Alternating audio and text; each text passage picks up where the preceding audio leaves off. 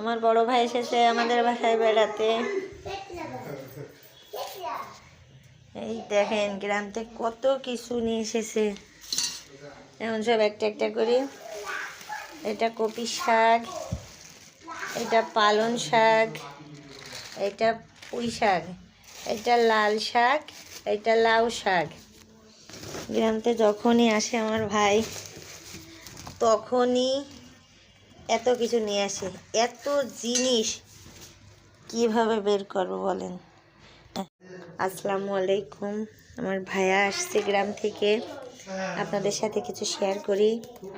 আমার ভাইয়া যখনই আসে গ্রাম থেকে তখনই এত জিনিস নিয়ে আসে। দেখেন আমার রান্নাঘরে একটা জায়গা নেই, মানে কি সবই আমার ভাইয়ার কিন্তু মাঠের ফসল। দেখেন কি কি আনছে, এগুলা ব্রোকলি,